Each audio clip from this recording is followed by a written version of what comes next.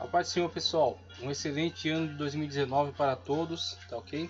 Vamos retomar aqui nossas aulas na matéria de angelologia, dando continuidade aí, tratando agora acerca do tema importante que fala da hierarquia celestial. Então vamos tratar aqui acerca dos anjos na hierarquia celestial, tá certo?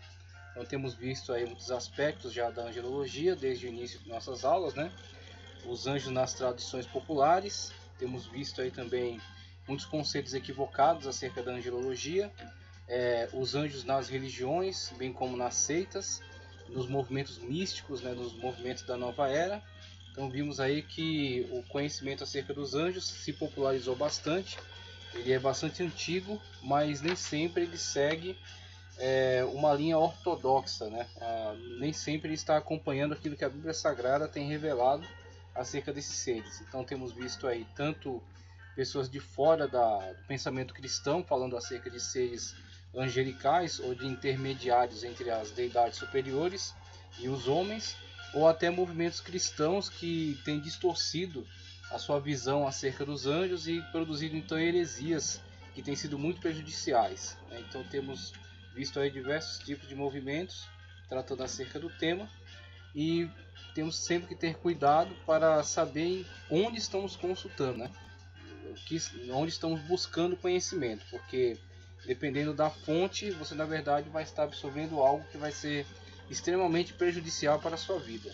Quando vemos que os apóstolos já combatiam esse falso conhecimento, né? Já combatiam aí essas distorções com relação a estes seres celestiais, que são reais, mas têm que ser entendidos a partir de uma visão, de uma revelação da Sagrada Escritura, né? Para discernirmos entre o certo e errado. Então Paulo, por exemplo, a gente vai ver textos do apóstolo Paulo, onde ele escrevendo carta à igreja de Colossos, por exemplo, ele os adverte a não serem enganados e não serem levados a culto dos anjos.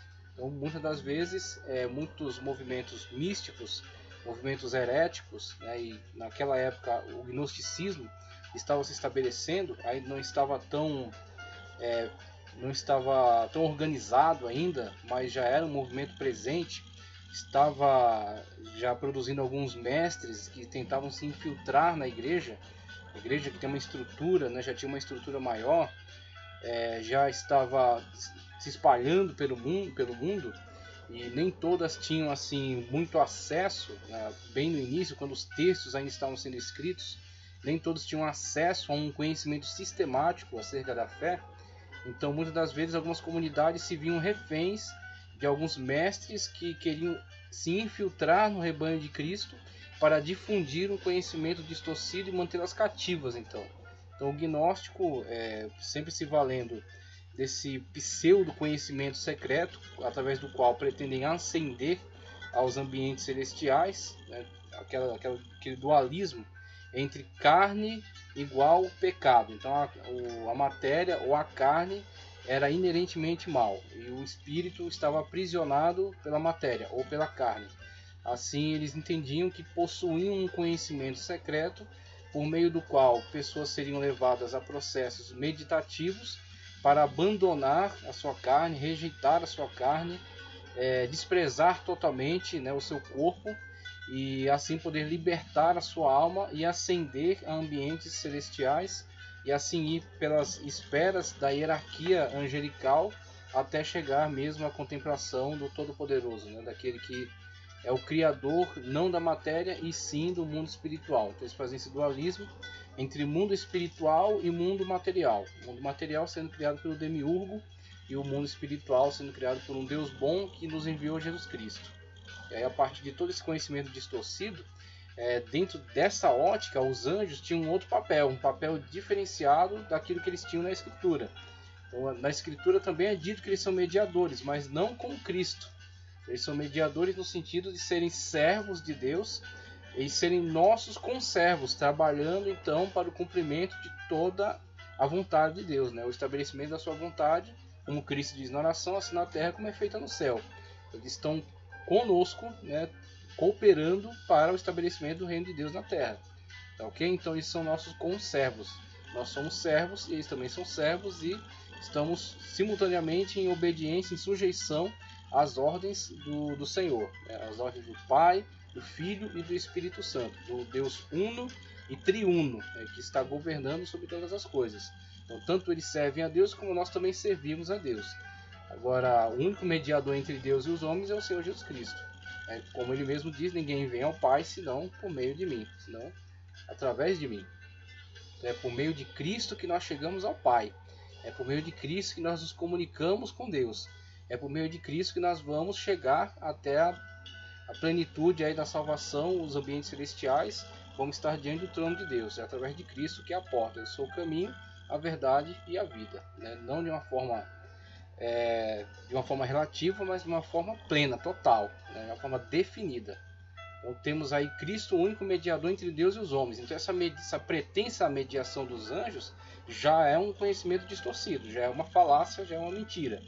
É uma característica herética desses movimentos. Então, quando você vê um gnóstico incentivando esse tipo de relacionamento com seres angelicais para então você evoluir a sua espiritualidade, e isso é uma distorção, combatida por Paulo, por exemplo. Não se dá ao culto dos anjos, né?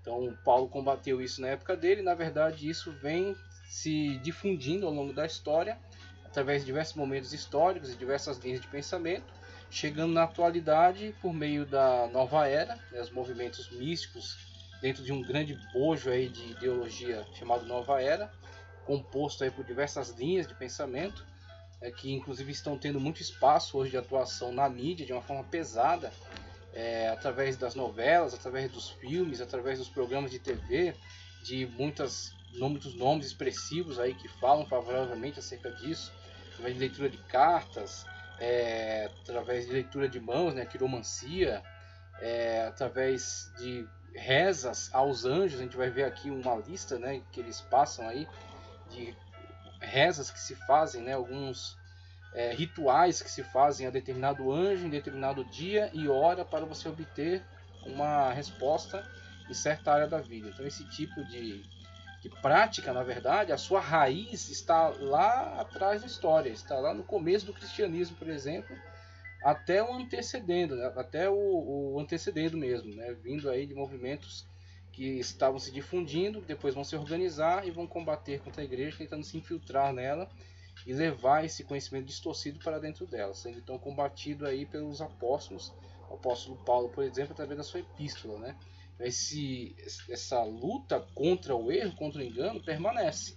Então, na atualidade, né, aqui no ano 2019 já permanece a batalha da igreja contra a distorção.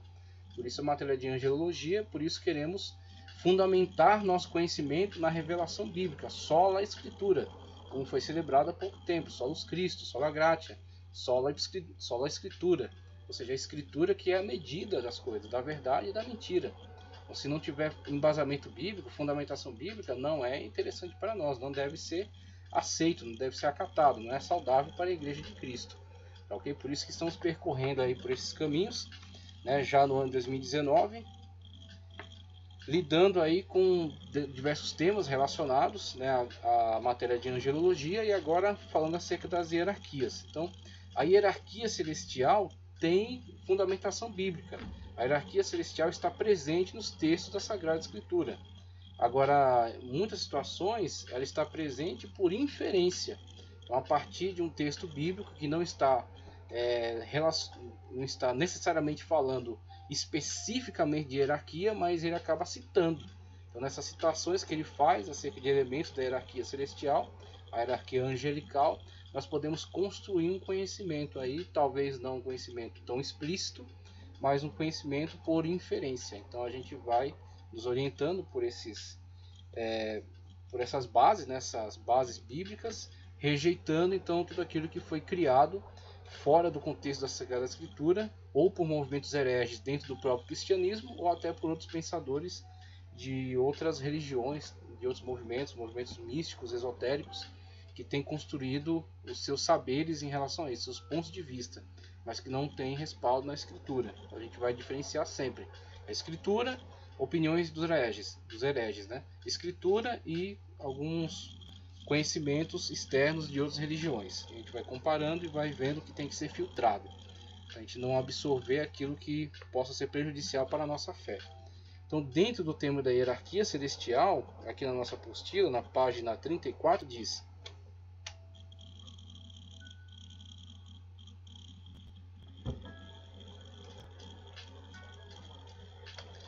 os anjos não são produto de uma raça, mas tão somente de uma companhia. As diversas companhias celestiais, eles não têm raça e nem fazem parte de uma família como ocorre no plano humano. Então, no plano humano temos toda a sistemática estabelecida aí pelo próprio Deus, o ato criador, em que ele constituiu os seres humanos em macho e fêmea, tá ok? E a partir da reprodução eles vão se multiplicando, então vão formando famílias, né, como Deus mesmo expressa na sua vontade, que o homem tem que deixar o pai e a mãe, unir-se à mulher, que será carne da própria carne, sangue do próprio sangue. Então temos aí, através da união familiar monogâmica, heterossexual, temos então a possibilidade de uma reprodução. Isso não é só a Bíblia que diz, é a própria biologia, né? Então, dentro da biologia, isso é uma verdade, né? Então, dentro de uma reprodução heterossexual, há a possibilidade, né, do nascimento, então, de um filho, né? A possibilidade da perpetuação da raça. Então, a partir dessa criação do próprio Deus, temos aí a forma do ser humano preservar a sua existência. Ele preserva a sua existência multiplicando-se desta forma, desta maneira. Agora, com relação aos anjos, temos outra realidade. Por isso que até o título aí que está em tela diz: seres humanos e seres angelicais, criados por Deus em suas diferentes formas. Então temos aí como se comportam os seres angelicais, como se deu a sua criação. Já abordamos isso em algumas aulas atrás, mas vale sempre a pena ressaltar. Os anjos foram criados todos por Deus, pela sua palavra, num só momento. Os anjos foram criados, não nasceu mais nenhum anjo e nem morreu anjo. Eles não são eternos porque só Deus é eterno, mas eles são perpétuos. Então eles são eternizáveis, como a gente usa até de uma forma errônea, né? Dizendo simplesmente que eles podem ter uma continuidade perpetuada, desde que Deus assim o queira, né? Se Deus quiser, pode também eliminá-los. Não há nenhuma dificuldade para Deus nisso, mas a sua vontade é que eles permaneçam, tanto que estão aí. O seu número nem aumentou nem diminuiu. Agora, com relação à corte celestial, podemos dizer que 1/3 dela se rebelou contra Deus e foi precipitada. Mas o número total de anjos é o número total criado por Deus pela sua palavra. Porque em um momento Deus criou todos os anjos que existem até a atualidade. Nem todos estão na corte celestial, mas todos foram criados por Deus. Isso até já começa a combater certo dualismo que foi trazido para dentro da igreja pelo maniqueísmo. Maniqueísmo que bebia em fontes também de misticismo oriental, por exemplo, no zoroastrismo, que era um movimento dualista, tá certo? Onde haviam duas forças se enfrentando no universo, um princípio bom, né? Um princípio do bem e um do mal, e que eles estavam sempre medindo forças. E os seguidores do maniqueísmo acreditavam que pelas suas práticas boas fortaleciam o princípio do bem e assim faziam com que ele prevalecesse contra o mal na esfera humana. A vitória do bem sobre o mal estava muito ligada às próprias práticas das pessoas que interferiam nessa batalha a nível cósmico. Então temos aí um princípio dualista bastante acentuado, esses movimentos esotéricos, movimentos místicos. Inclusive o próprio Agostinho, o grande teólogo Agostinho de Hipona, durante um tempo participou desses movimentos, participou do maniqueísmo. Depois ele começou a ver muitas incongruências, né, e não encontrou respostas para os seus questionamentos. Abandonou esse movimento, firmou-se na fé que já era professada pela sua mãe, a qual foi uma grande guerreira que brigou pela sua salvação, até que enfim a irmã Mônica obteve sucesso e Agostinho tornou-se cristão. Depois não somente cristão, mas tornou-se um grande expoente na teologia cristã ocidental. Tanto que até quando veio a reforma, mesmo Agostinho sendo de dentro do catolicismo, os reformadores usaram muitos textos de Agostinho. Até hoje usam muitos textos de Agostinho, porque de fato ele estava buscando pela verdade bíblica. Claro que ele não é infalível, né? Existem muitos erros, existem muitos equívocos em Agostinho, mas ele se aproximou muito da verdade em muitos pontos das suas obras, por isso são muito utilizadas. Então Agostinho, depois quando ingressa na carreira cristã e torna-se um grande combatente pela verdade, ele mesmo vai atacar o maniqueísmo, ele mesmo vai atacar o dualismo. Ele vai trazer um esclarecimento muito maior, onde a Bíblia Sagrada nos revela que há um só Deus e que tudo que Deus criou é bom, tá ok? E que o mal não é uma criação original, o mal não é uma essência original.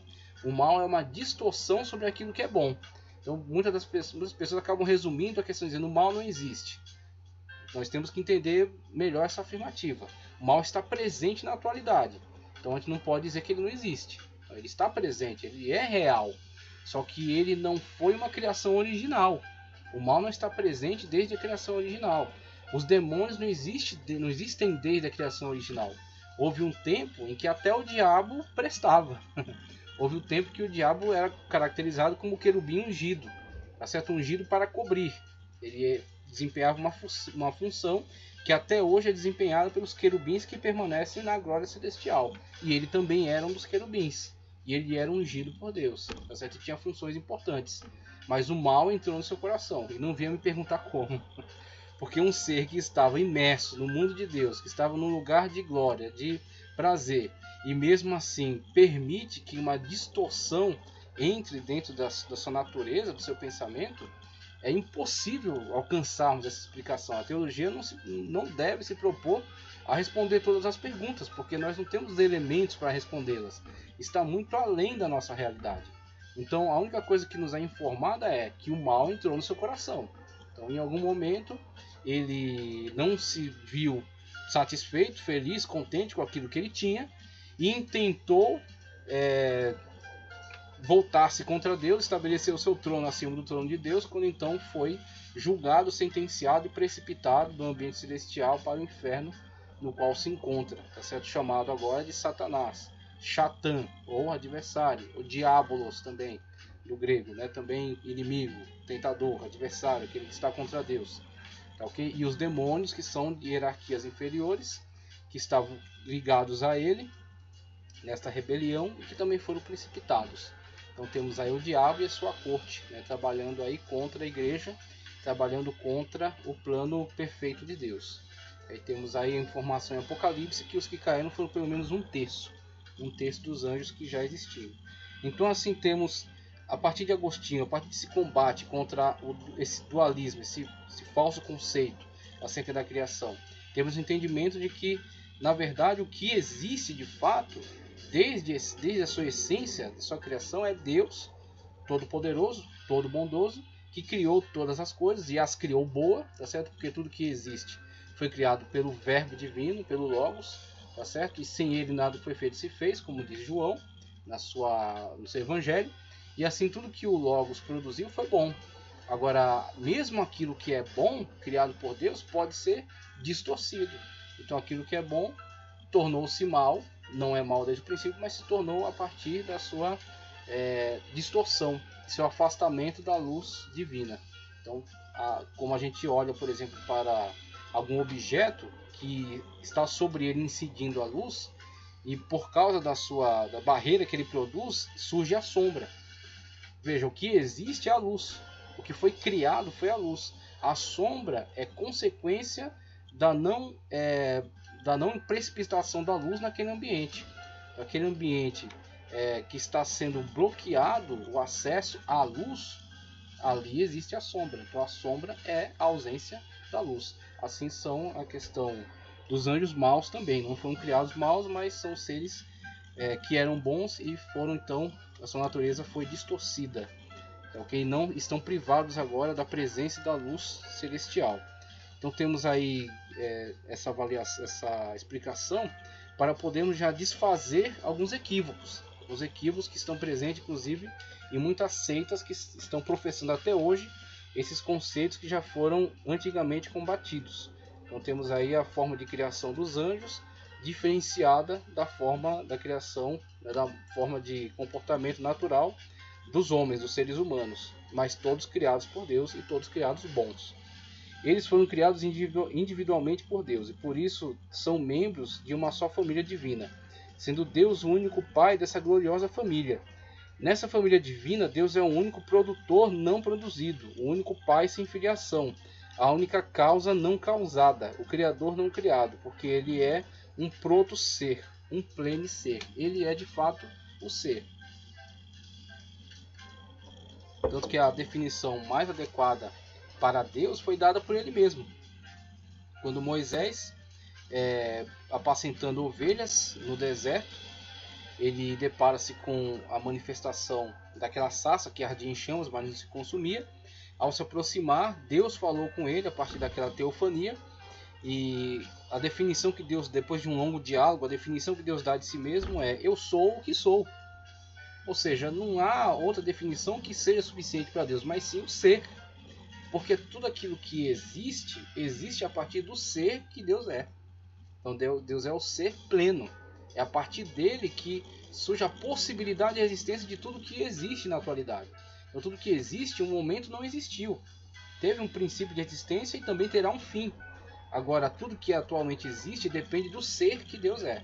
Então Deus é mais do que existir, Deus é. Ele é o ser por definição. Okay? Então ele é o pleno de ser, como foi dito aqui. Ele que cede existência a todos os demais seres. Okay? Então por isso que a melhor definição para Deus, além de quaisquer nomes que possamos dar ou ressaltar alguma de suas qualidades, suas características, até dos seus dons incomunicáveis, é dizer que Deus é. Como Moisés assim aprendeu ali naquela manifestação. Pela lógica, todos os anjos foram criados por Deus em pé de igualdade, como no plano humano, potencialmente capazes de utilizarem seu potencial, tá ok? Progredindo ascensionalmente em demanda de Deus. E aí temos aqui aquilo que ele já definiu acerca da diferença entre os seres humanos e os anjos. E partimos agora para a apresentação daquilo que a Bíblia Sagrada fala acerca dos diferentes seres celestiais, tá ok? Então, a partir dessa explicação que temos aqui da origem de todos os seres em Deus, de todos os seres, de tudo aquilo que existe, tudo aquilo que há, não tem só um princípio, não tem dois princípios, nem três, nem 1000, mas somente um, derrubando então já essa questão dualista, né? Temos aí o entendimento de que Deus é aquele que reina sobre tudo e é aquele de quem tudo depende. Tudo foi criado a partir dele. E sem ele nada que foi feito se fez, como é dito no Evangelho. A partir dessa realidade partimos aí para outras análises, primeiramente com esse texto bíblico que diz: porque nele foram criadas todas as coisas. Veja a definição que Paulo dá aqui em Colossenses 1,16. Ele não é relativo nessa abordagem, né? Ele não deixa margem para outro entendimento. Ele é muito claro. Então esse dualismo presente em algumas seitas, presente em alguns movimentos, ele não resiste às afirmações bíblicas.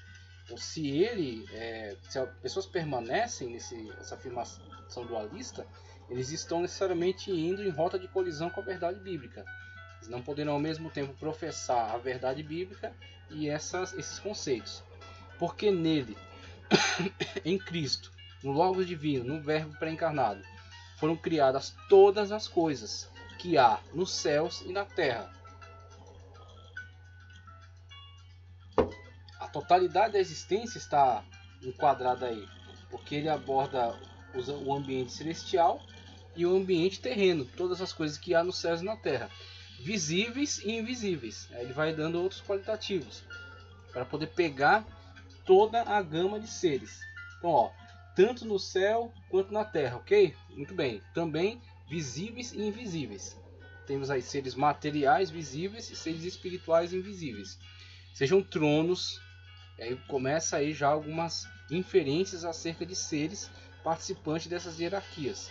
Sejam tronos, sejam dominações, sejam principados, sejam potestades. Tudo foi criado por ele e para ele. Então temos aí, a partir dessas denominações, seres que compõem a hierarquia celestial, a hierarquia angelical, a série dos anjos que estão fiéis a Deus, participando aí da sua glória. Mas também podemos entender que o diabo, tendo sido precipitado do céu e sendo conhecedor dessas hierarquias, também estabelece níveis hierárquicos para os seus subalternos, assumindo ele mesmo a liderança sobre esses seres e estabelecendo níveis hierárquicos para os seus subalternos, desde os mais elevados até os inferiores. Okay? Então, podendo até adotar, tá certo, seres que correspondem a esses postos hierárquicos. Se há tronos, dominações, principados e potestades na hierarquia celestial, é possível também haver tronos, dominações, principados e potestades nas hierarquias demoníacas. Temos aí a partir dessa realidade bíblica a possibilidade dessa cópia, imitação, né, do diabo em relação à organização do reino de Deus. E isso é muito presente na Escritura quando vemos em Apocalipse que o diabo de fato se comportará desta forma, tentando imitar tudo aquilo que é de Deus. Tanto que o próprio Satanás assumirá o papel de Deus da terra, okay? Quando a igreja for daqui tirada, quando Deus então permitir toda essa manifestação plena do diabo sobre a terra, para então trazer o juízo definitivo, okay? No período da 70ª semana, conforme profetizado em Daniel. Então o diabo será o Deus da terra. Okay? O anticristo será como o seu próprio Jesus Cristo, a sua versão falsificada de Jesus Cristo. O anticristo desempenhará esse papel, que agirá na eficácia do seu poder. Tá, okay? E a besta que sobe da terra desempenhará o papel, a imitação falsa, a cópia mal feita do Espírito Santo. Então, falará, né, favoravelmente ao anticristo ou à besta, conforme João coloca, diferenciando esta besta, já apontando aqui, depois eu vou falar melhor sobre isso, diferenciando essa denominação de besta que é dada ao anticristo daqueles seres vivos dado àquela visão de João do trono de Deus. Então, temos ali em relação àqueles seres vivos, que algumas traduções vão colocar animais, e que algumas traduções equivocadas vão colocar bestas. Na verdade não é cabível ali o termo bestas. Aqueles seres vivos cheios de olhos, que estão diante do trono de Deus. Ali, no grego, temos zoen. Zoen, ele traz um sentido diferenciado de besta, que é therion. Então, therion é um animal incontrolável. É um animal violento, agressivo. Therion, por isso qualificado como besta. A tradução melhor para a língua portuguesa é besta. Um animal violento. Um animal incontrolável. Agora ali, para aqueles seres, aqueles 4 seres que estão diante do trono de Deus, tá, ok? É chamado zoen, ou seja, seres vivos. Claro que ao traduzir para o português perde um pouco do sentido, mas temos que fazer essa diferenciação. Então o diabo, ele não é de hoje que ele imita as coisas de Deus, não é de hoje que ele tenta copiar, que ele tenta ludibriar. Inclusive é um alerta que é dado na Escritura, que temos que estar atentos às suas investidas, porque se possível enganaria até os escolhidos, que ele pode se transmutar em anjo de luz até, assumir essas características, parecer aí um ser que traz revelações divinas, né? Revelações da parte do próprio Deus, para então capturar a mente daqueles incautos, daqueles que não estão apercebidos das suas investidas e se deixam levar pelas suas maquinações, pelas suas ideias, como tem feito com muitos movimentos. Lembre-se que o islamismo parte do pressuposto de que Maomé recebeu revelações do anjo Gabriel. Será que se o anjo Gabriel de fato houvesse trazido revelações a Muhammad, ele teria revelado, ele teria narrado a ele, descrito a ele realidades que contrastariam com a revelação que já foi dada por meio de Deus nas Escrituras Sagradas, tanto do Antigo quanto do Novo? Quando, por exemplo, Gabriel anuncia a vinda de Jesus Cristo, o Filho de Deus, o Salvador do mundo, tá, ok? E o mesmo Gabriel depois chega até Muhammad e revela que Deus não tem filho, tá certo? Que Jesus não é o Salvador do mundo, que Jesus é simplesmente um dentre os profetas, mas não o Salvador. Que contradição é essa? Quem está errado aí? É Deus que está equivocado? É Gabriel que está se equivocando? Está ludibriando? Então, que enrolação é essa? Na verdade, temos aí indícios de um grande erro, de um ser que se transmutou em anjo de luz para então comunicar falsidades em vez da verdade revelada da Sagrada Escritura. Quer outro exemplo próximo de nós? Um determinado senhor que andou por diversas igrejas da sua época, chegou à conclusão de que todas tinham apostatado, e então recebe a suposta manifestação de um anjo de luz, claro, de um anjo de luz, que diz que seu nome é Moroni, traz revelações a ele, aponta um local onde haviam placas escritas numa língua egípcia, tá, ok? E traduzido essas textos, né? Traduzido esses textos, deu a origem ao livro de Mórmon. E o livro de Mórmon, até por misericórdia divina, já traz na sua capa o antídoto contra ele mesmo, porque Paulo disse que ainda que um anjo, presta atenção, ainda que um anjo vos entregue outro evangelho, além do que temos pregado, considere-o anátema. Ele não disse demônio, ele disse anjo. E se acrescentar outra coisa além do evangelho que temos pregado, é anátema, ou seja, é coisa condenável, coisa interditada, coisa que não pode ser tocada, não pode se relacionar com ela, é anátema. E aí na capa do livro de Mórmon está ali um antídoto para ele mesmo, outro evangelho de Jesus Cristo. Ou seja, é um evangelho anatematizado, é um evangelho proibido, é um evangelho maléfico, trazido por um ser que se transmutou em anjo de luz, mas que na verdade tem a sua origem demoníaca. Você percebe que eles deram origens a grandes movimentos que estão até hoje aí comunicando conhecimento distorcido e causando muito prejuízo no mundo. Então, essa é a importância da angelologia. É a importância de você conhecer o respaldo bíblico acerca das informações. É importante você saber como distinguir entre informações verídicas, informações reveladas a partir do conhecimento bíblico e aquilo que tem sido produzido em fontes diversas, das quais nós não temos domínio, não temos controle. Okay? Então temos que estar sempre atentos à possibilidade de distorções e evitarmos elas, e alertarmos aqueles que estão sendo levados por elas, como Paulo fez aí na carta dele à igreja de Colossos, né? Colossenses 1,16. Então, dando prosseguimento aqui na nossa matéria, temos o seguinte: ele vai começar a tratar agora dos integrantes, né, da hierarquia celestial, e vai falar aqui no primeiro momento acerca do anjo do Senhor. O anjo do Senhor, aqui na página 36, tá ok? O anjo do Senhor, página 36. Antes disso, de entrar numa análise mais profunda acerca dos integrantes da hierarquia celestial, eu quero trazer um acréscimo aqui. Uma leitura desse importante livro aí chamado Enciclopédia de Bíblia, Teologia e Filosofia, tá? Enciclopédia de Bíblia, Teologia e Filosofia, de autoria de R.N. Champlin. Sempre deixando um alerta que R.N. Champlin é um autor muito importante, mas temos que estar atentos a alguns equívocos cometidos por ele.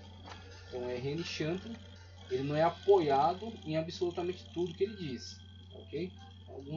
Os pontos de vista dele, de fato, são de certa forma distorcidos, mas na grande maioria daquilo que ele produziu há coisa de muita utilidade, coisas muito edificantes. Então, por isso que os trabalhos de Champlin, tanto essa enciclopédia de Bíblia, Teologia e Filosofia, quanto os comentários ao Antigo e ao Novo, e até o dicionário que ele produziu, são ferramentas extremamente úteis. Agora, é claro, serão muito mais bem aproveitadas na mão de pessoas que já têm dedicado tempo à leitura bíblica, né? Já têm dado uma estudada também em outras fontes para então poder perceber algumas questões perigosas em Champlin, principalmente quando, falando na matéria de soteriologia, ele defende o universalismo, tá?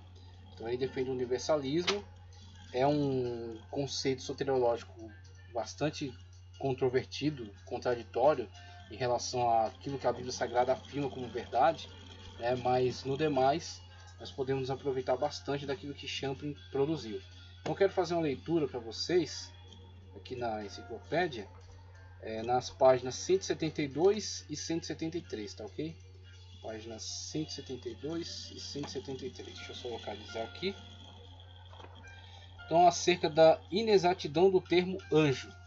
Inexatidão do termo anjo. Sempre lembrando que esse termo a gente pega de empréstimo, tanto da língua grega quanto da língua hebraica, né? O angelos do grego e o malak do hebraico. Então, página 172 de R.N. Champlin diz: a inexatidão do termo anjo, ok? Esqueci até de dizer, estamos no volume 1, tá? Volume 1. É provável que os mundos espirituais sejam povoados por muitos tipos e gradações de seres. Não há razão para supormos,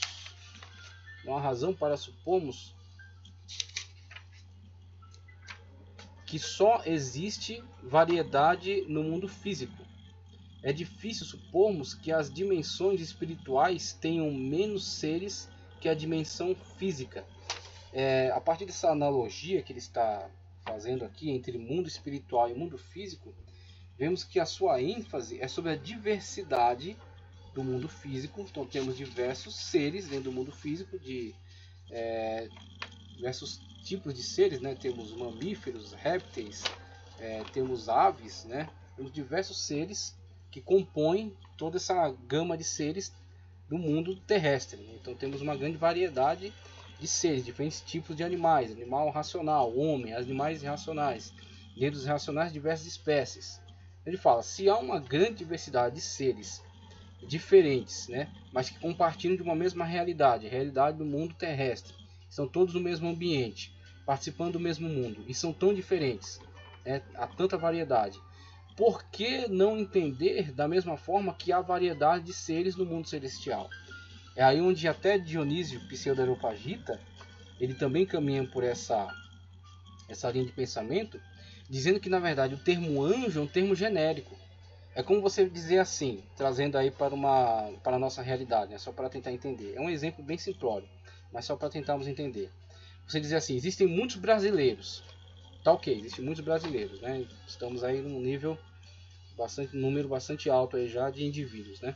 Então existem muitos brasileiros, tá? Mas se você quiser falar mais especificamente acerca deles, o que você pode dizer? Você pode dizer que há brasileiros de diferentes regiões. Então há nortistas, nordestinos, há pessoas do sudeste, há pessoas do centro-oeste e há pessoas do sul. Tá ok, então diferentes regiões.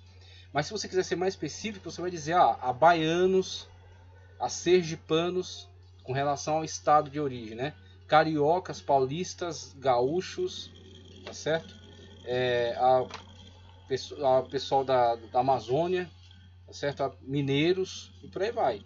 Então você vai associar agora a brasileiros, também a brasileiros de diferentes regiões e dentre as regiões de diferentes estados. Tá, mas o que você pode falar mais acerca deles? Muito bem, dentro de um estado há diferentes etnias. Então você tem, mesmo sendo baianos, você tem baianos negros, brancos, pardos, tá ok? Baianos de origem nórdica, de olho azul, de origem indígena, né? Há muitos índios dentro do estado da Bahia também. Aí você está sendo mais específico, tá ok? Se você quiser cavar um pouco mais ainda, você pode dizer que há negros de origens, de ancestralidades diferentes. Então há negros que a sua origem é nigeriana, outros sudanesa, outros de Daomé e por aí vai.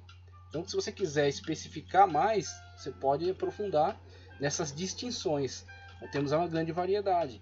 E essa variedade pertence ao ambiente terrestre. Aí Champlin, por analogia, diz: se há toda essa variedade de seres no ambiente terrestre, compartilhando a mesma existência, não só de seres humanos, mas entre também os animais irracionais, por que não entender que há também uma grande variedade no mundo celestial?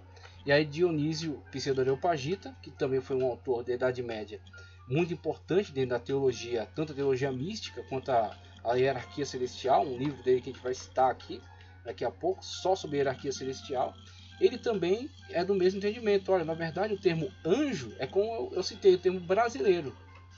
Tá? Então é uma gama de variedades, todas debaixo do mesmo nome, brasileiros ou anjo. Então, dentre os seres angelicais, as hierarquias angelicais, há na verdade diferentes seres. Então, se disséssemos seres celestiais, talvez fosse melhor. Hierarquia celestial, porque dentro dessa hierarquia há anjos, há o arcanjo, que é um anjo líder, tá certo? Há principados, né? Potestades, dominações, tronos, querubins, serafins, ok? Então temos aí diferentes seres e todos os seres podem ser chamados de anjos de uma forma genérica, mas talvez o termo anjo se aplique muito melhor àqueles que estão na base da hierarquia e aquele que é o seu líder, o arcanjo, o anjo líder. Ok? Então temos aí essa proposta, né? Tanto de Champlin quanto de Dionísio, entendendo que, por exemplo, um serafim é muito diferente de um anjo. Inclusive, quando vemos aí a arte, quando vemos o conteúdo imaginário dos cristãos da atualidade, se você pedir, por exemplo, uma criança desenhe um anjo para mim, a primeira coisa que ele vai fazer é um ser humano dotado de asas. Mas será que todos os seres celestiais são dotados de asas? E na verdade temos aí também, já falamos disso, vamos falar um pouco melhor mais tarde. Será que seres espirituais precisam de asas como as asas de uma ave?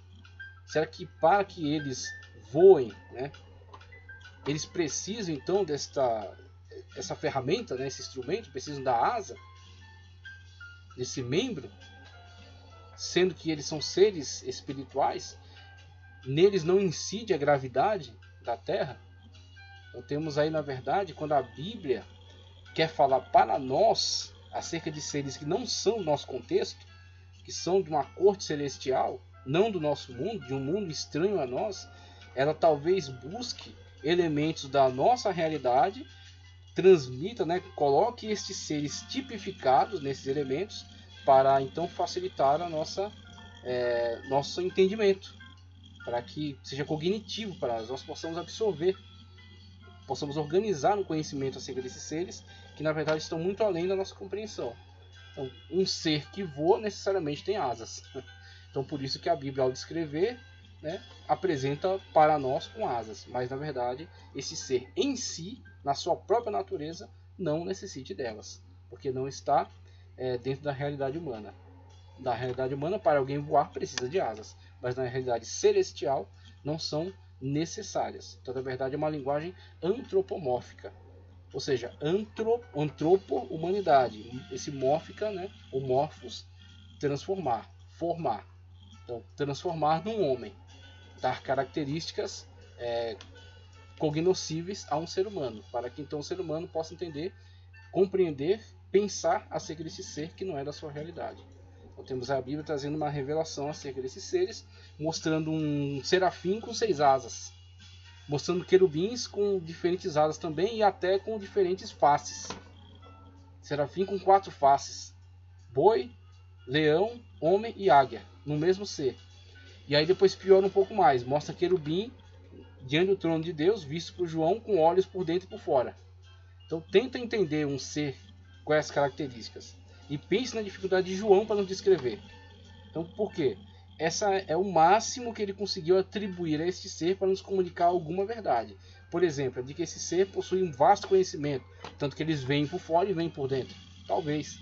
É apenas uma aproximação para tentarmos entender alguma coisa acerca deles. Mas o que importa é, conforme Champlin está trazendo aqui, não pense que esses termos eles esgotam o conhecimento. Na verdade, eles são termos genéricos. Dentro de uma hierarquia celestial, você vai ter diferentes seres, com diferentes características, com diferentes funções, vivendo em diferentes realidades, compartilhando todos de uma mesma criação, de um mesmo ambiente, mas vivendo realidades distintas, com funções distintas, como são os seres aqui na Terra. Okay? O que eu tenho a ver com o chimpanzé? Que nós participamos de um mesmo mundo, nós estamos ligados ao mesmo ecossistema, somos seres vivos participando desse planeta, mas ele tem os assuntos dele, eu tenho o meu, então não estamos nos relacionando diretamente, mas estamos envolvidos na mesma realidade. Porque também os anjos têm, ele supõe aqui, né, ele faz aqui esta especulação, e eu creio que é bastante válida, de fato é uma possibilidade.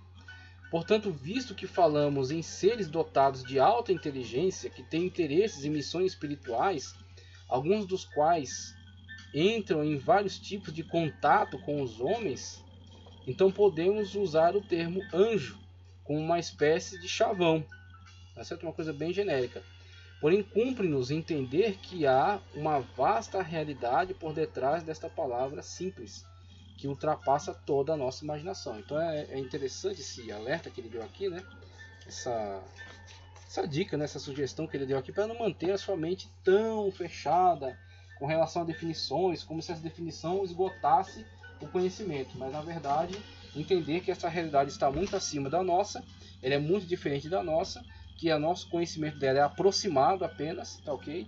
E que existe dentro dela muitas realidades, muitos conhecimentos, muitos saberes que nós não alcançamos. Então temos que estar sempre atentos a isso. E como diz o texto em tela, alguns teólogos, entre eles R.N. Champlin, entendem que, na verdade, o termo anjo é uma designação genérica para os diferentes seres celestiais que habitam as cortes de Deus.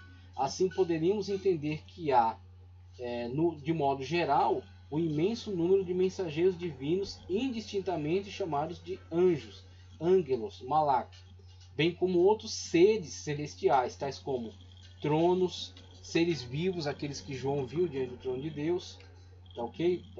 Os zoe, né? Querubins, serafins, etc. Tá ok? Então é isso que temos que estar atentos, a não nos limitarmos, não acharmos que nós somos sabidões, que nós entendemos tudo acerca disso, porque na verdade é apenas uma molécula, né, daquilo que poderíamos saber. Então, prosseguindo, e aí, qual é a importância do que estamos fazendo? É saber que existe um conhecimento respaldado na revelação bíblica e não nos deixarmos levar por especulações, né, imaginação e diversas coisas sem orientação, sem estar debaixo da influência da iluminação do Espírito Santo de Deus, aquela que veio sobre os autores bíblicos, tá? Então caminhemos dentro da Escritura Sagrada para evitar todo esse mar de confusão, né, de engano. Então, prosseguimento, vamos agora tratar acerca do anjo do Senhor, tá ok? Vou tratar acerca do anjo do Senhor. E para isso eu vou trazer aqui uma contribuição do livro A Doutrina Bíblica dos Anjos. A Doutrina Bíblica dos Anjos, do Dr. Severino Pedro da Silva, tá ok? Um grande teólogo aí da nossa igreja, que deixou obras muito importantes, tais como a Doutrina do Pecado, Apocalipse versículo por versículo, Daniel versículo por versículo, tá ok? E tenho aqui em mãos agora a Doutrina Bíblica dos Anjos, estudo sobre a natureza e ofício dos seres celestiais. Então, Severino Pedro da Silva, na sua contribuição aqui acerca dos anjos, ele traz aqui na página 47 e 48, vamos encontrar aqui, página 47 e 48, acerca do anjo do Senhor. Vou fazer a leitura aqui para contribuir com o nosso conhecimento. Para nós, o anjo do Eterno, ou anjo de Deus, como o traduz o original grego, é o Senhor Jesus Cristo, tá ok? É o Senhor Jesus Cristo. Deus age desde o céu. Seu anjo aparece e fala diretamente na terra. Mas isso não afasta a possibilidade de o mesmo agir e falar absolutamente como o próprio Deus, ou seja, tomar a personagem principal da revelação, né? Tomar iniciativa própria, falar a partir de si mesmo, tomar decisões. Deus age plenamente por meio dele. Nele está o meu nome, diz lá em Isaías 63:9. Jesus é chamado de o anjo da sua face, enquanto em Malaquias 3:1, onde dois anjos são mencionados, o primeiro refere-se a João Batista e o segundo, porém, a pessoa de Cristo. Em muitas passagens ele é virtualmente identificado com Deus, está sendo identificado ele mesmo com Deus. Ele recebe inclusive sacrifício, ele muda o nome de determinado patriarca bíblico, é o que ele toma decisões a partir de si mesmo. Ele revela acerca de seu nome, que é maravilhoso, tá ok? No Antigo Testamento, o livro dos Juízes, né, diante de Manoá, pai de Sansão, nome esse que será atribuído a Jesus Cristo em Isaías, tá ok? Aquele que nascerá de uma virgem, seu nome será, dentre as designações, será maravilhoso. Temos aí alguns indícios, né? Em muitas passagens ele é virtualmente identificado com Deus, como extensão da personalidade divina, e fala não meramente em nome de Deus, que é a característica comum de todos os demais anjos, falar em nome de Deus, não falar como o próprio Deus. Então os anjos falam em nome de Deus, entregam a mensagem que lhes foi confiada pelo próprio Deus, enquanto este anjo, o anjo do Senhor, fala por si mesmo. Então temos aí características que na verdade devem ser atribuídas ao ser divino, manifestando-se durante o período do Antigo Testamento na figura do anjo do Senhor, ok? Na figura do anjo do Senhor. E fala não meramente em nome de Deus, mas fala com o próprio Deus, na primeira pessoa do singular. E aí temos algumas referências acerca das manifestações do anjo do Senhor, da figura de Cristo pré-encarnada, né? O anjo do Senhor tem sido entendido pela igreja, em sua maioria, como sendo uma cristofania. Cunharam esse termo aí para se referir de uma forma mais específica a uma manifestação de Cristo. Fania, manifestação, Cristo, o Senhor Jesus Cristo, uma cristofania, uma manifestação de Cristo pré-encarnado, antes de nascer de uma virgem, conforme a profecia apontava. Então, Cristo, antes da sua encarnação, manifestava-se como o anjo do Senhor, tendo em vista sua ampla manifestação no Antigo Testamento e, perceba, o seu desaparecimento ante a encarnação do Verbo Divino, quando Jesus Cristo, cumprindo a profecia, ele é concebido no ventre da Virgem Maria. A partir desse momento, o anjo do Senhor desaparece da história. Por quê? Porque, na verdade, entendemos que o anjo do Senhor é o mesmo Senhor Jesus Cristo, que a partir de então se manifestará na pessoa bendita do nosso Salvador, Jesus Cristo, né? Através da união hipostática, o Jesus humano, o Jesus, o Verbo divino, o Logo divino pré-encarnado, no mesmo ser, não sendo duas pessoas, mas sim um pleno ser, um único ser, tá, ok? Com natureza humana e divina no mesmo ser, através do mistério da união hipostática. Então temos aí o anjo do Senhor, né, dentre as categorias. Preferi colocá-lo em primeiro lugar porque entendo que se ele está ligado diretamente à segunda pessoa da Trindade, se ele é a manifestação de Deus pré-encarnado, ele vem primeiro. Ele está no topo, né, da hierarquia. Vemos então, assim falou a Agar, veja uma das suas manifestações. Ele toma decisões próprias aí nesse contexto. Ele dá ordens a Agar, né, que deve pegar o menino, mostra para ela onde está a fonte das águas, ela prossegue sua viagem, ele toma decisões próprias. A Abraão, quando aparecem os três homens, perceba nessa manifestação a Abraão, né? Onde estavam as asas? E eram anjos. 2 anjos e o anjo do Senhor. E onde estavam as asas? Eles precisam de asas? Então, temos aí toda uma linguagem antropomórfica, né? E temos a realidade que eles não necessitam dessas asas, de que essas asas são lhes atribuídas diante de uma necessidade do ser humano, para comunicar alguma ideia ao ser humano. Em outras ocasiões, anjos se manifestaram com asas. E geralmente, ao se manifestar assim, traziam um grande espanto, perplexidade àqueles que o viam. E a intenção era essa mesmo, trazer essa perplexidade para que o homem esteja atento então à comunicação da mensagem. Mas nessa situação de Abraão, o interesse não era deixar Abraão perplexo, mas sim vir até ele com naturalidade, conversar, né, trazer, comunicar a ele os planos e principalmente a revelação acerca da vida de Isaac, o filho da promessa, aquele que seria a raiz de todo o tronco genealógico israelita, da onde viria o Salvador. Então a intenção era bater um papo normal, natural, como seres humanos naturais, normais. E tanto que Abraão entende que eles são seres humanos. Paulo depois vai usar isso como deixa para fortalecer a questão da hospitalidade. Falou, prosseguir na hospitalidade, porque alguns sem saber hospedaram até anjos. Falava de Abraão. Abraão estava tratando ele como seres humanos. E aí, com a grande hospitalidade que ele praticava, eles ofereceram um banquete. E quer saber de outro? Eles comeram ainda, né? Aí você vai querer me perguntar, mas como é que anjo, que é um ser celestial, um ser espiritual, comeu uma comida que é material? Como é que ele digeriu? Eu falo para você, como o Deuteronômio e a Bíblia Sagrada nos deixa isso claro. Há coisas reveladas são para vós e vossos filhos, as ocultas são para Deus. Então, como Deus fez isso acontecer, Deus não está limitado. Então, Deus criou ali uma situação em que eles puderam consumir aqueles alimentos, mesmo sendo seres espirituais. Tá, ok? Eles não são uma fumacinha, nem uma imaginação, nem um ser metafísico. Eles são seres, tá, ok? Eles têm forma, eles não têm forma física. Eles não têm matéria, eles não precisam de matéria. A constituição deles é diferente. Eles têm corpo, só que o corpo deles é espiritual. Existem muitas coisas da nossa natureza que nós não conhecemos. Então, o cientista gosta de se arrogar, né, o detentor da aferição, né, do conhecimento, da medida, do saber. Só que muitas das vezes o próprio cientista é pego dentro da sua teoria, a qual ele afirmava como se fosse uma doutrina, uma revelação. E ele afirma aquilo e briga e luta e quer estabelecer aquilo como a verdade final acabada. E muitas das vezes ele é obrigado a contrariar sua própria tese, por causa de uma informação nova que lhe surge, um conhecimento que ele não tinha. Então, se nós não temos nenhum conhecimento total do nosso mundo, quanto mais do mundo espiritual, do mundo celestial. Assim são essas realidades celestiais. E aí temos aí a manifestação de 3 anjos, sendo 2 anjos e um anjo do Senhor, se manifestando como ser humano normal. E aí comunicando a Abraão acerca dos seus planos, dentre eles o nascimento de Isaac. Ok? Na continuidade, a Jacó, né, Gênesis 31, 11 ao 13. A Moisés, temos a manifestação do anjo do Senhor também.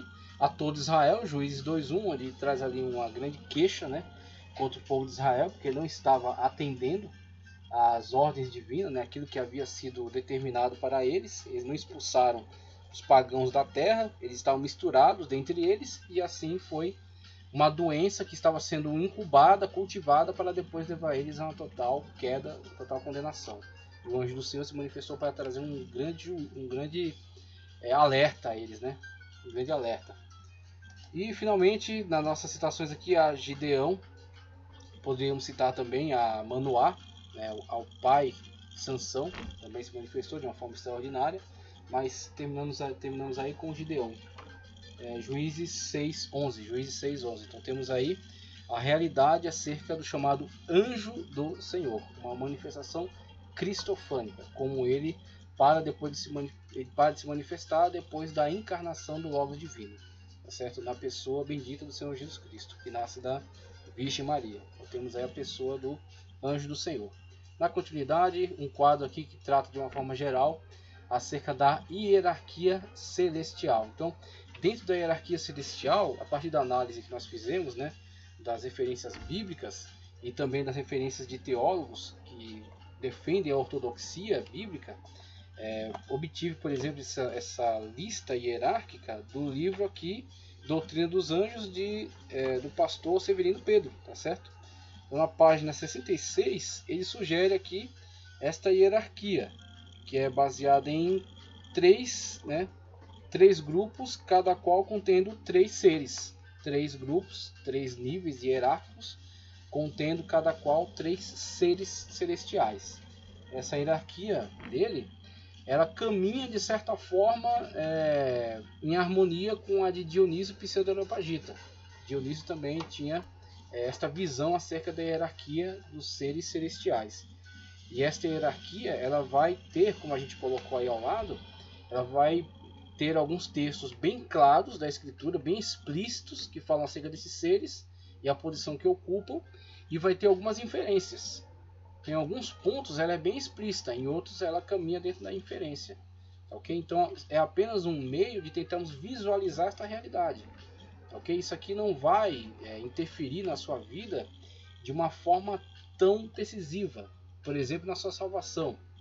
E aí temos esse alerta, inclusive estamos vivendo uma época maravilhosa, estudando aí um tema nesse trimestre da EBD extraordinário, muito proveitoso para todos, onde há a possibilidade de combater, fazer apologia. Inclusive Ezequias Soares, um grande apologista, participou da comissão de apologia da igreja e na comissão que produziu a Confissão de Fé da Assembleia de Deus, a Declaração de Fé. Então, documento da igreja onde ela estabelece estabelece a forma como ela entende, né, as doutrinas bíblicas, se posiciona, não fica com essa coisa vaga, né, dependendo da revelação do líder ou da mesa diretora da torre de vigia, ou sei lá, de uma nova revelação. Então a coisa está definida ali, ó, assim que entendemos a Escritura, assim nós posicionamos em relação a ela, tá, ok? Algo definido, algo claro, algo à luz, tá, ok? Então esse trimestre é extraordinário. Nesse trimestre há a desmistificação em torno da questão do mapeamento espiritual, onde um missionário que abandonou, ele mesmo disse isso, eu não vou me recordar o nome dele, mas começava com James Ostrom, uma coisa assim. Ele declara, fonte aí do dicionário Movimento Pentecostal, ele envia cartas do campo de missão onde ele trabalhava no interior da China. Ele diz que abandona a ortodoxia bíblica porque não estava funcionando e começou a adotar uma abordagem pragmática. Ou seja, aquilo que funcionar é o que é verdade. E nessa abordagem pragmática ele desenvolve toda uma mística de combate aos seres demoníacos. Então ele faz todo um mapeamento espiritual das hierarquias demoníacas e começa a combater não a ignorância do pecado por meio da Sagrada Escritura, mas sim os próprios seres demoníacos, né, os anjos caídos. E aí ele entende que por meio de algumas práticas, alguns rituais, algumas declarações, né, alguns atos proféticos, ele consegue combater as cortes angelicais e demoníacas. Ele abandona a pregação ortodoxa e parte para uma guerra espiritual distorcida, uma guerra espiritual inventada, uma guerra espiritual produzida pela mente humana, e aprisiona as pessoas agora a este conceito, esse conceito místico, esotérico de guerra espiritual, que entrou na igreja e causou terríveis estragos e continua causando. Então, a igreja precisa se manifestar em relação a isso.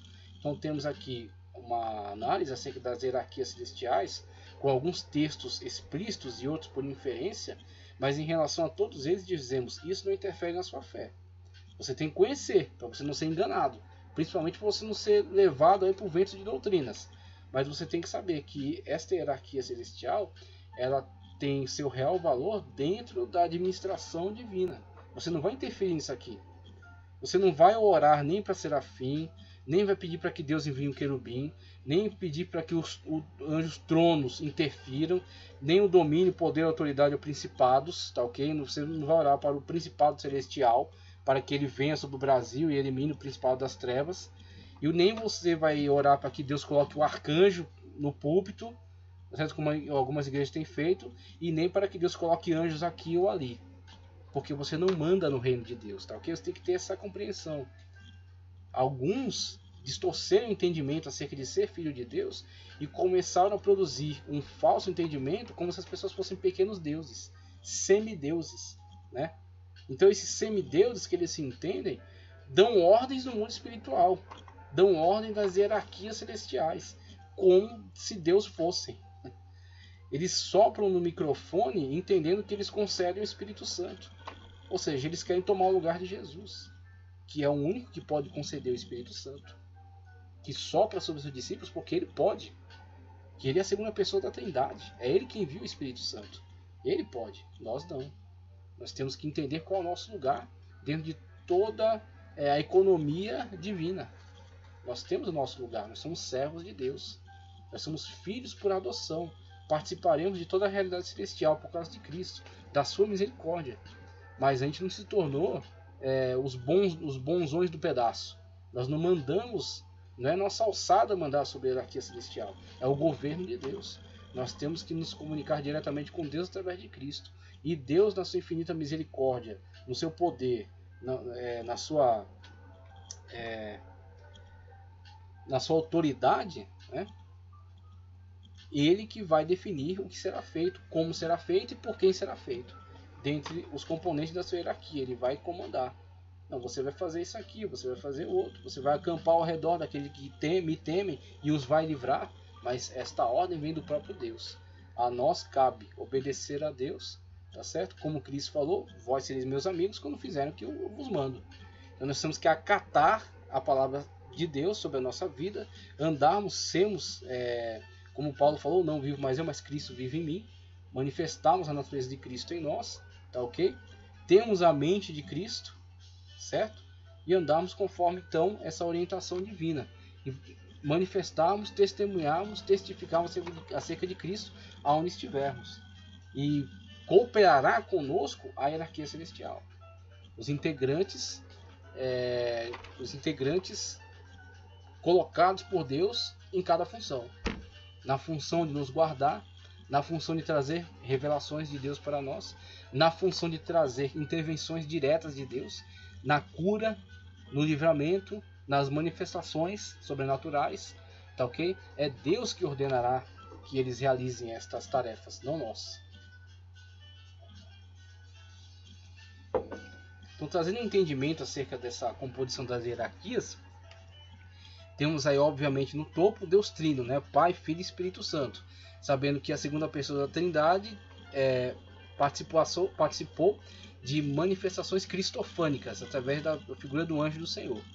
Okay? Então é um ser diferenciado.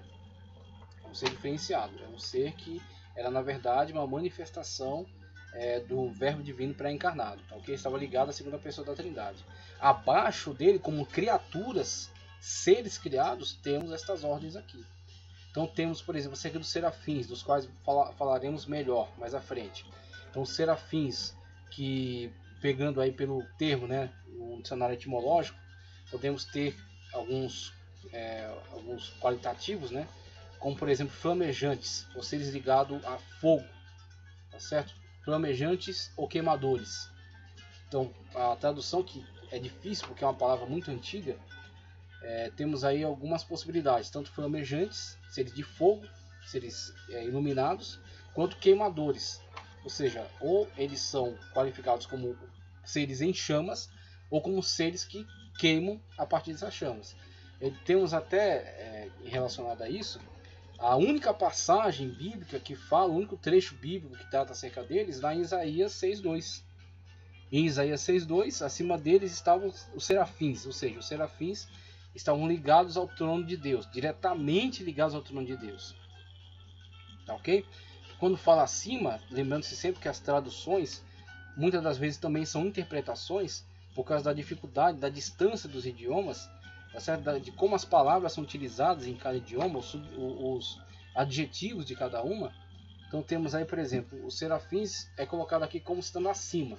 Mas se você analisar melhor, o hebraísmo presente aí nessa afirmação é como se os serafins estivessem no ponto mais próximo do trono, como que perante o trono.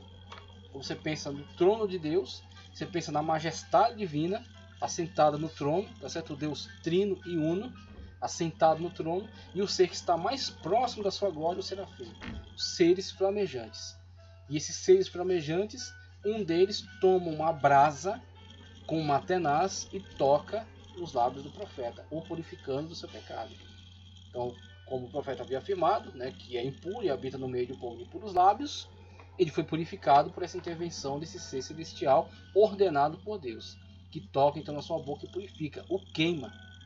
O ser é flamejante e ele também toca na boca do profeta e queima, elimina o seu pecado. Vemos que interessante, né? Essa pequena manifestação bíblica acerca desse ser, né? Bastante restrita, né? Um ser que não é muito falado acerca dele, mas esse pequeno trecho bíblico nos diz muito acerca desse ser.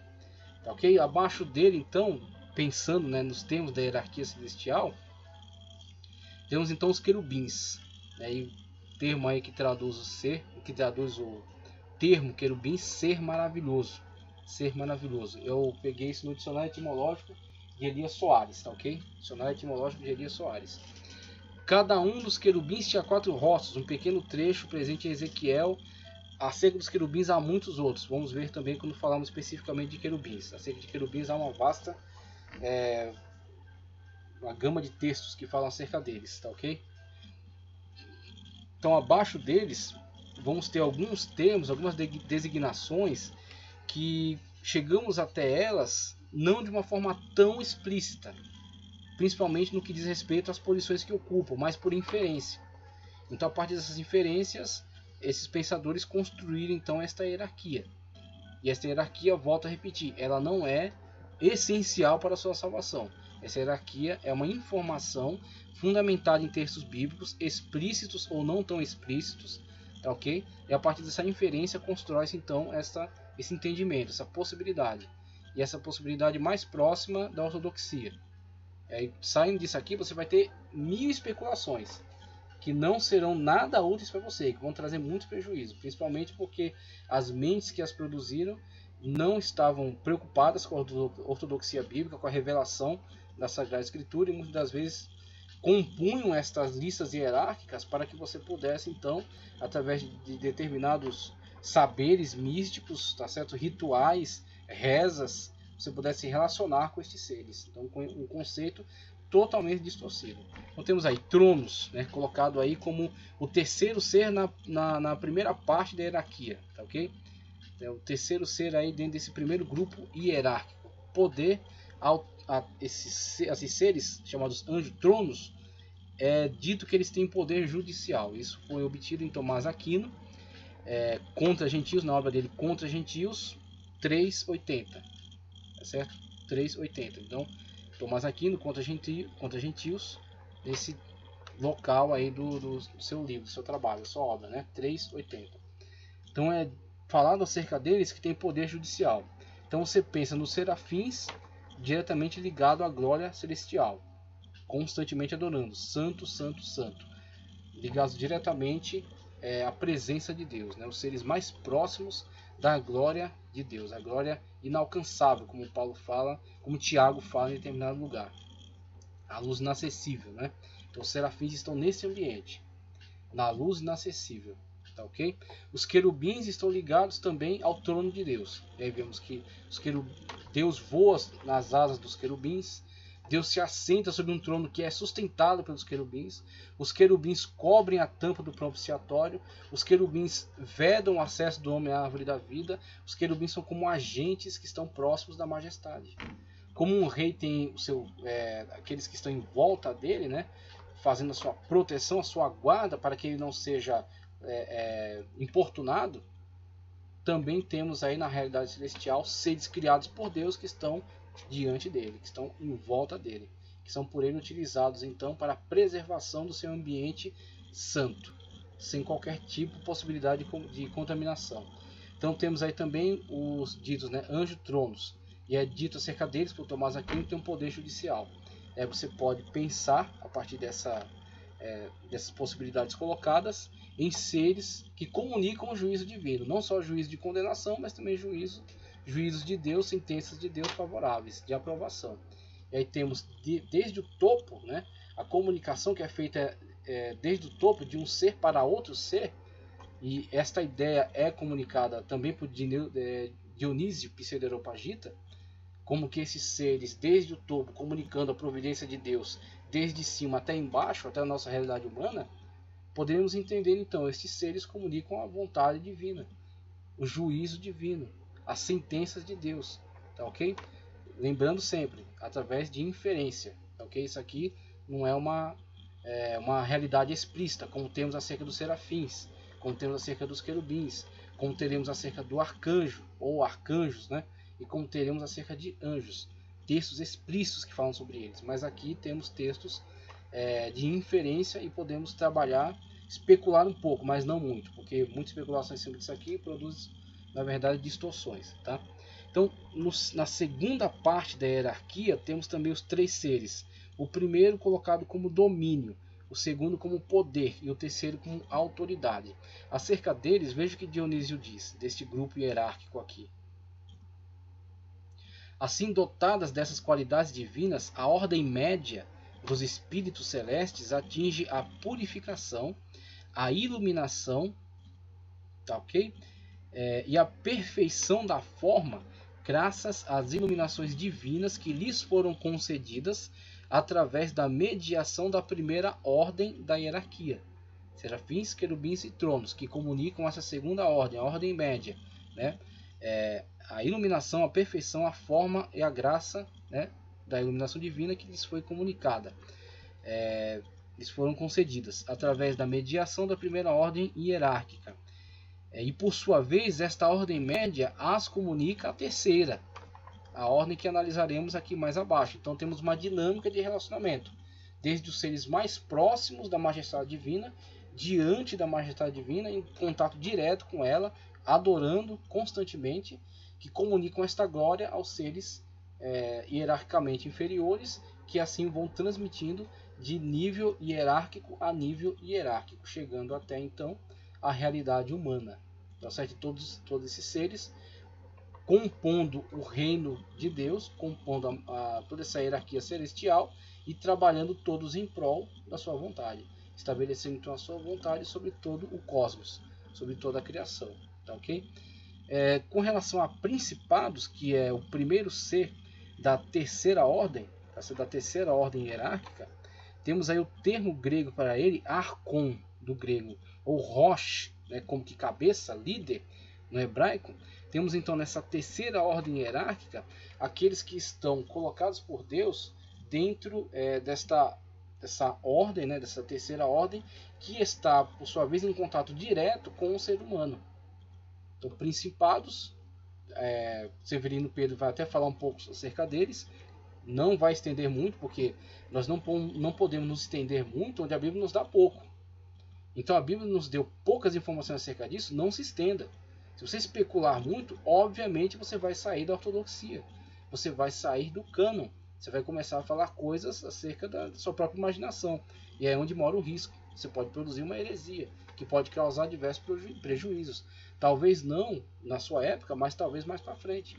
Com muitos hereges produzindo conhecimento maléfico, conhecimento distorcido, que foi causar diversos prejuízos em épocas posteriores, quando fizeram leituras acerca dos seus trabalhos e aquele conhecimento já estava distorcido, eles vieram e trouxeram acréscimos, piorando, né? E trazendo grandes prejuízos. Então é pouco dado, então pouco diga.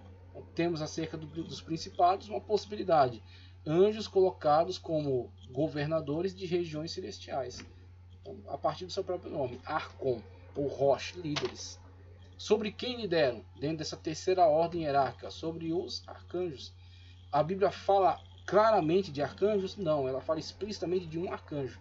Mas existe texto bíblico que dá inferência para entendermos que há mais arcanjos. Mas por inferência, explicitamente temos a Bíblia falando acerca de um arcanjo. Por isso que na nossa afirmação, na nossa pregação, no nosso ensino de EBD, geralmente eu privilegio a fala acerca daquilo que a Bíblia é explícita. Então, a Bíblia fala do arcanjo Miguel, dá o nome, função e situações nas quais ele se envolve. Ele é um personagem central no todo o desenvolvimento da história bíblica. Está presente em momentos muito importantes. Inclusive, seu próprio nome é um nome muito sugestivo. Miguel, quem é como Deus. Dizem até que esse nome foi lhe dado relacionado à sua atitude diante da rebelião do querubim ungido, quando ele pensa em estabelecer seu trono acima do trono de Deus. E Miguel, então, claro, uma inferência, tá? Uma hipótese.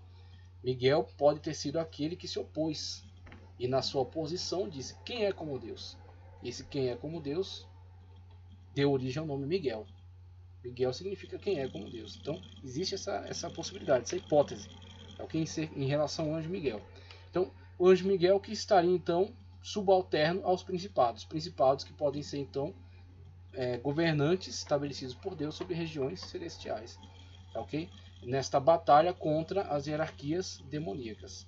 Essa batalha, por exemplo, que se travou nas regiões celestiais, onde a mensagem de Deus, a mensagem da revelação de Deus que estaria sendo trazida por Gabriel, foi interceptada por esses seres demoníacos e precisou então da intervenção de Miguel para abrir caminho para Gabriel, aquele que estava trazendo a comunicação da mensagem divina. Tá, ok? Então temos todas essas realidades de um mundo espiritual presente, vivo, real, dinâmico, mas não visto por nós. Temos então a confiança nisso a partir da fé no texto sagrado revelado, o texto bíblico. É a nossa fé que confere então para nós valor a essas revelações. Nós cremos em Deus, Deus é verdade, Deus tem de fato cumprido com as suas palavras, então essas palavras, essas escrituras reveladas pelo Espírito Santo de Deus, é-lhes dado então fé, é-lhes dado então confiança na sua descrição, na sua realidade a partir desse relacionamento que temos com Deus. Fora desse relacionamento, esqueça.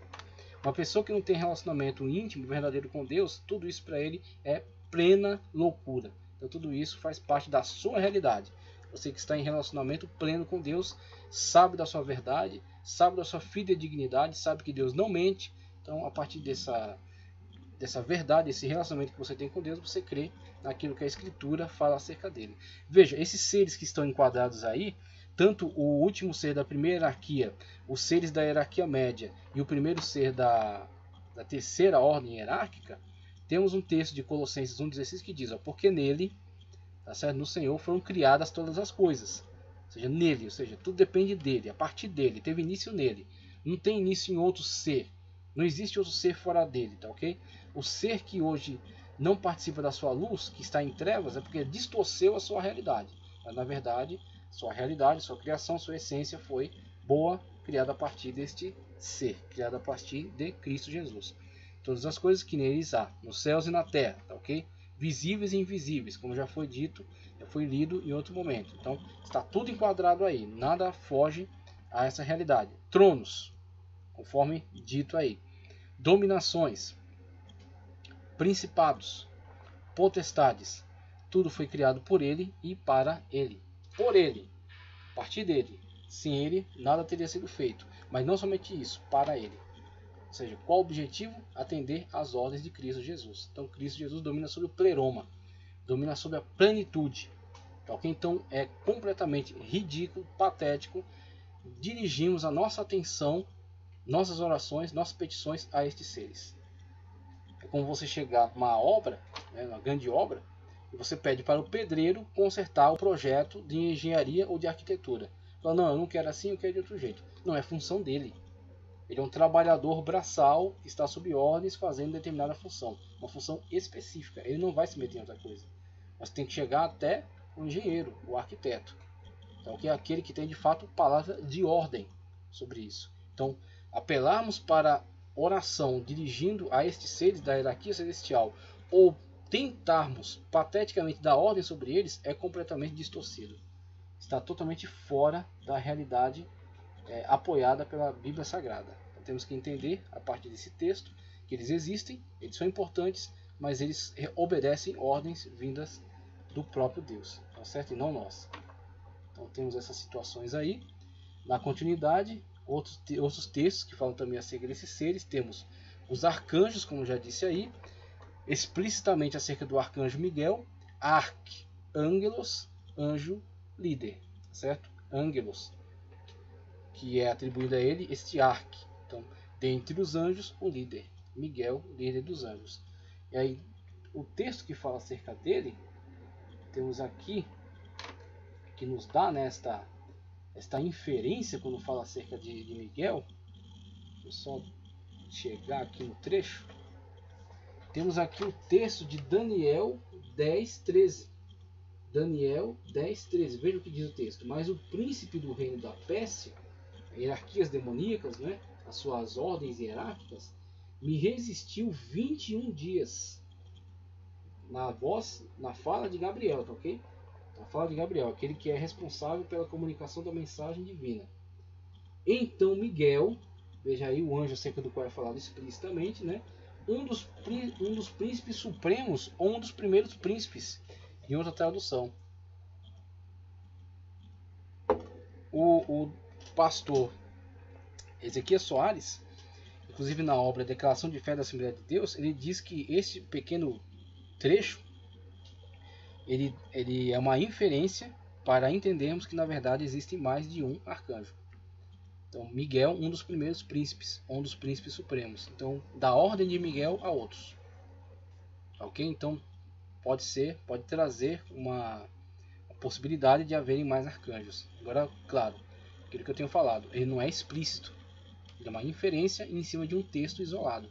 Então, dentro das regras da hermenêutica, texto isolado não constitui doutrina. Então, eu não afirmo de uma forma tão incisiva acerca da realidade dos diversos arcanjos, tá ok? Porque eu tenho apenas um texto e nesse texto uma inferência. Então, como é texto tanto isolado, eu prefiro afirmar aquilo que a Bíblia fala explicitamente. A Bíblia fala explicitamente acerca do arcanjo Miguel. Nos dá nome, nos dá atuação, tá ok? Nos dá a sua forma de trabalhar, a sua forma de agir. Então acerca dele temos como falar de uma forma muito mais segura. Então, terminando aqui a hierarquia celestial, temos os anjos, de um modo geral. Malak, do hebraico, ângelos, do grego, mensageiros, que podem ser mensageiros celestiais ou mensageiros terrestres. João Batista foi chamado o anjo do Senhor. Tá ok? Os pastores das igrejas, das 7 igrejas da Ásia Menor, eram chamados anjos da igreja. Carta ao anjo de Éfeso, carta ao anjo de Tiatira. Não faz sentido Deus usar João para escrever uma carta para enviar para um anjo celestial. Deus comunicaria com ele diretamente. Então, obviamente, este anjo é, na verdade, dentro do termo Malak ou ângelos, é aquele sinônimo que fala acerca de mensageiros humanos. É um mensageiro humano. Agora, no caso aqui dos mensageiros celestiais, temos então a base da hierarquia. Tá ok? O anjo respondeu, o texto citado aí, o anjo respondeu, sou Gabriel, o que está sempre na presença de Deus, conforme está lá em Lucas, Evangelho de Lucas, capítulo 1, versículo 19. Então, falando acerca de anjos, dando continuidade, algumas questões que são debatidas aí também, dentro da questão da hierarquia celestial, é a proposta trazida aí por Orígenes na sua obra acerca da possibilidade de evolução hierárquica.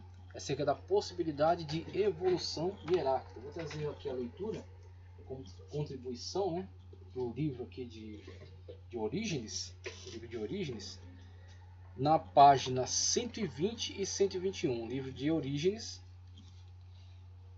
na página 120 e 121.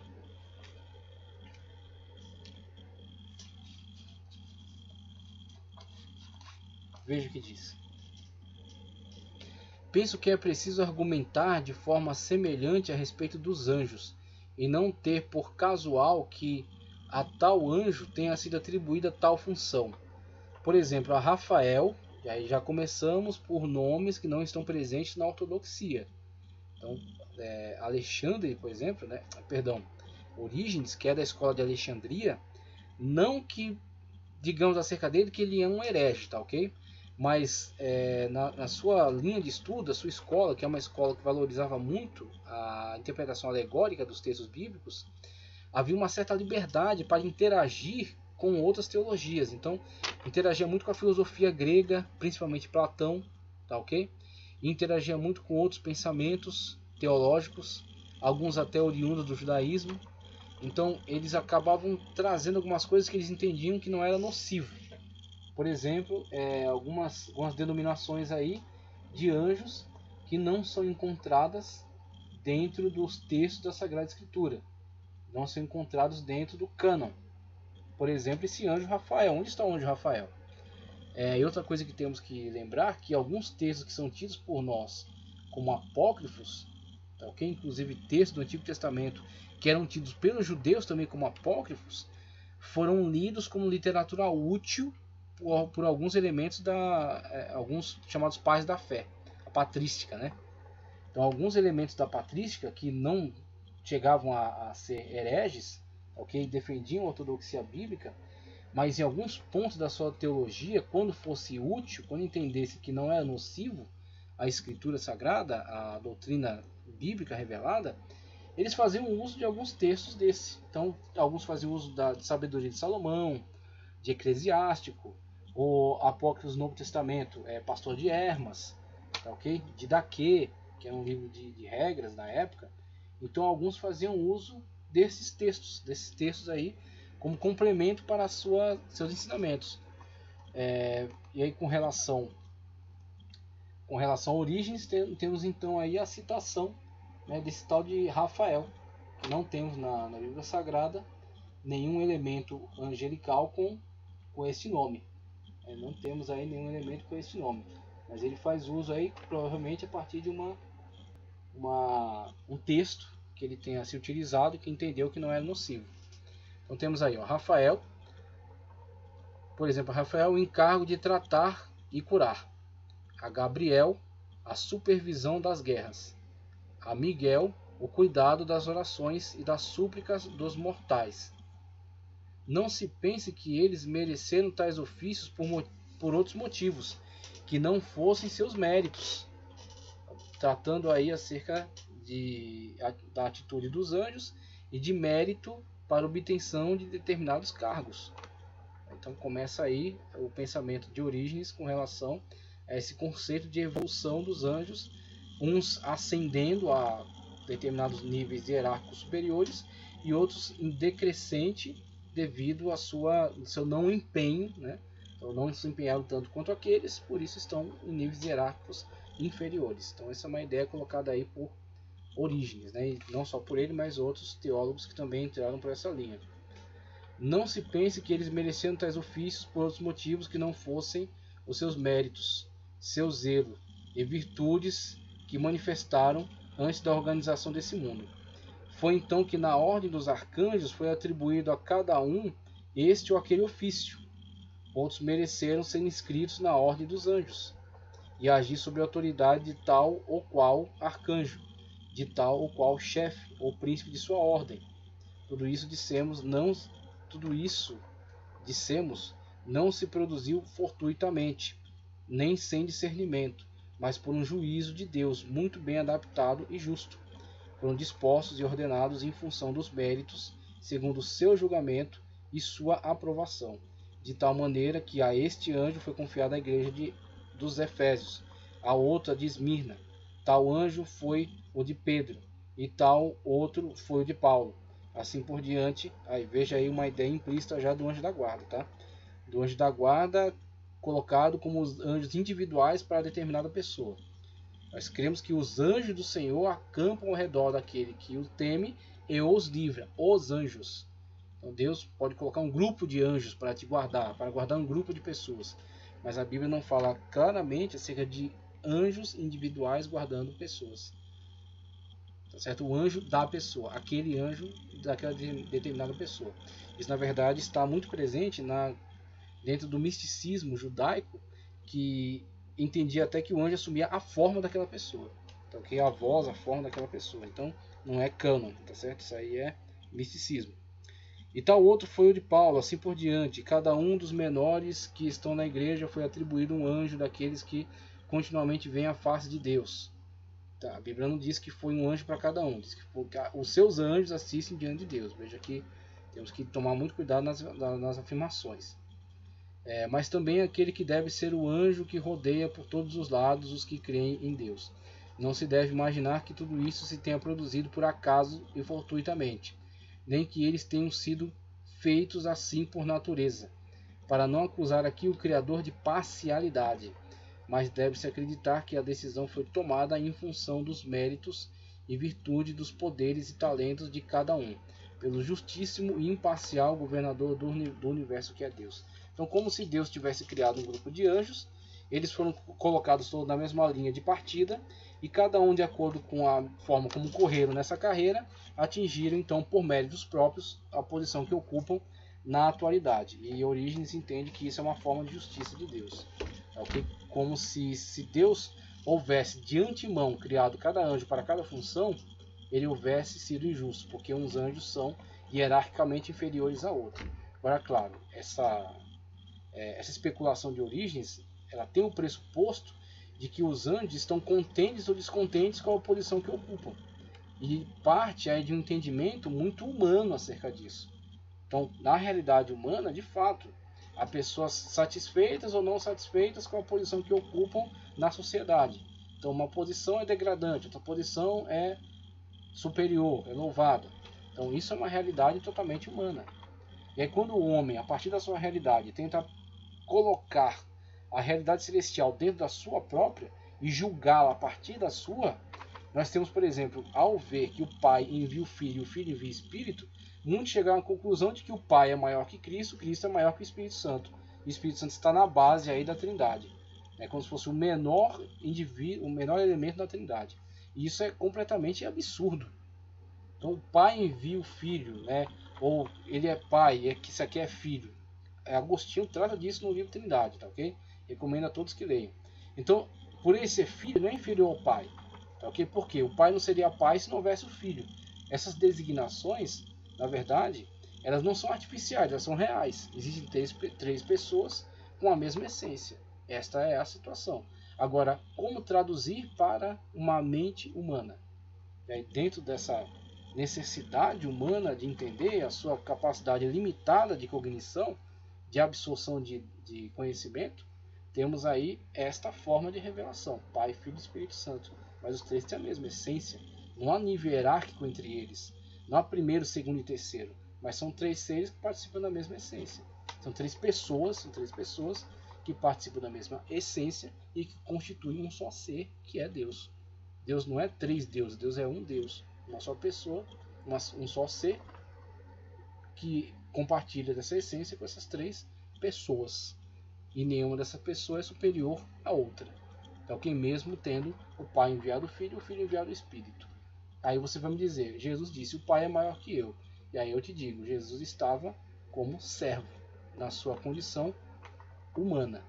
Tá ok? Então ele estava comportando-se como servo de acordo com a missão que lhe foi atribuída. A missão que abraçou, a missão que desempenhou e foi até o fim.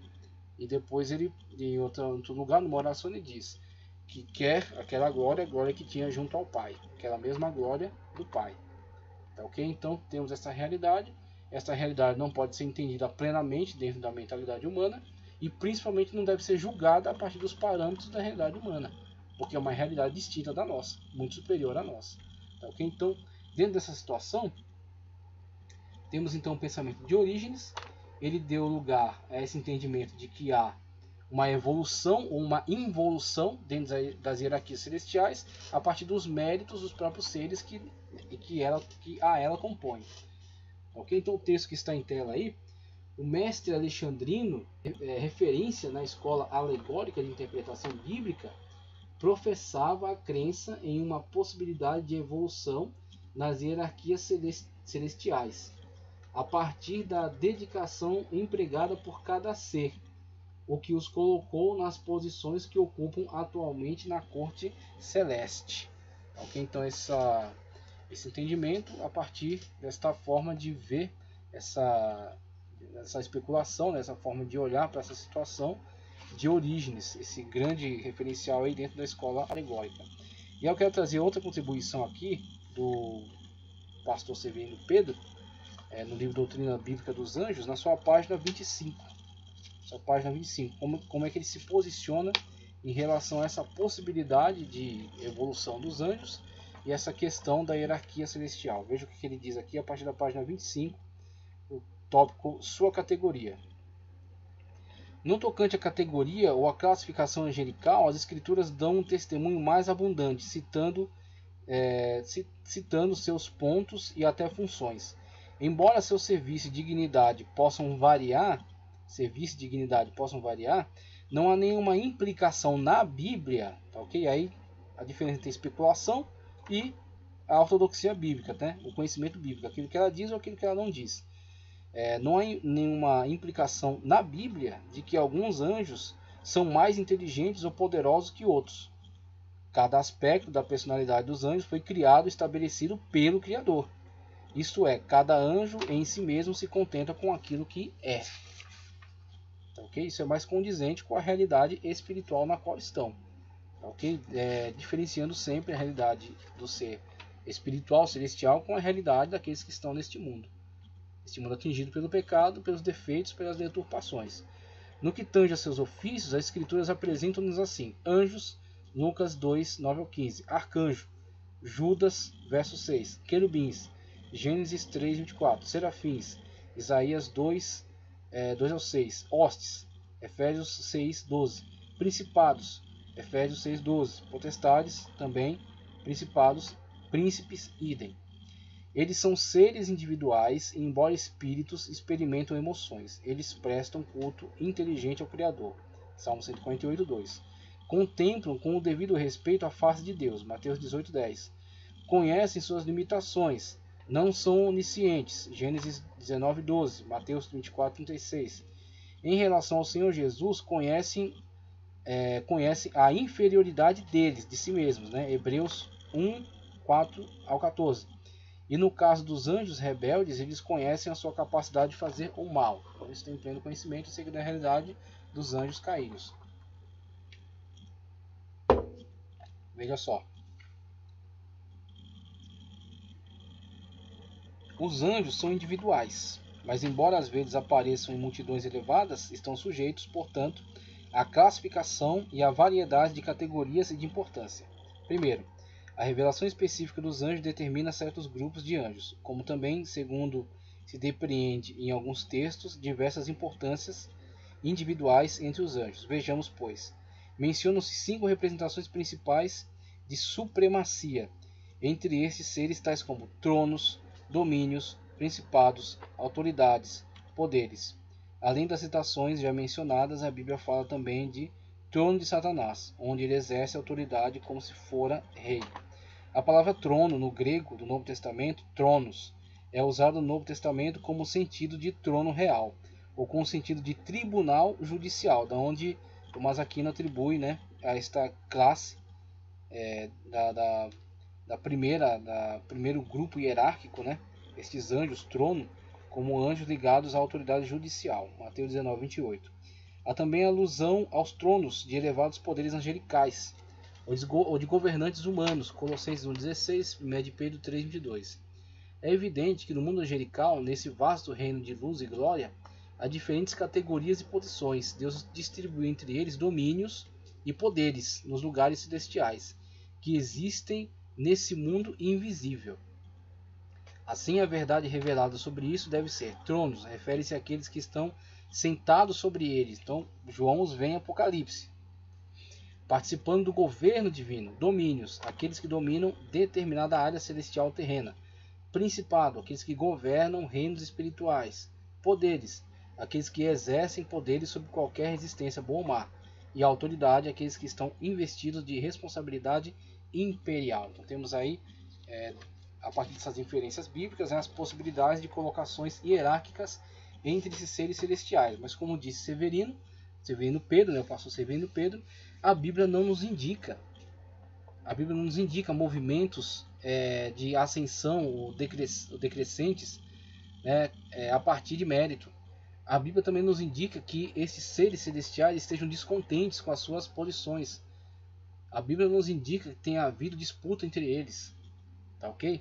Então, se a gente partir para uma especulação muito mística, claro, até o Dionísio Pseudo-Areopagita mesmo, que a gente usa em alguns momentos, temos que tomar cuidado com o uso que se faz dele. Jacob Boehme, outro místico também, muito ligado à teologia da Idade Média, que falou muito acerca de anjos. Então, algumas coisas deles vão ser até úteis, mas muitas delas são perigosas, porque na verdade é uma influência de conhecimentos externos, do gnosticismo, do misticismo, da cabala. Então temos que tomar cuidado que alguns deles vão dizer que esses seres, por serem maiores, detentores de mais poder, de mais luz, mais inteligência, são superiores aos outros, e assim nós vamos nos comunicando com os primeiros, ascendendo até chegar aos seres mais perfeitos e até finalmente a glória celestial. Como se os anjos e suas hierarquias fossem uma escada de ascensão para nós, sendo que nós não vamos ascender ao ambiente celestial pelo meio dos anjos, e sim por meio da graça de Cristo Jesus. Foi Ele que nos abriu a porta, foi Ele que abriu o véu de cima a baixo, do Santo dos Santos. Nós estamos em contato direto com Deus, sem passar por nível hierárquico.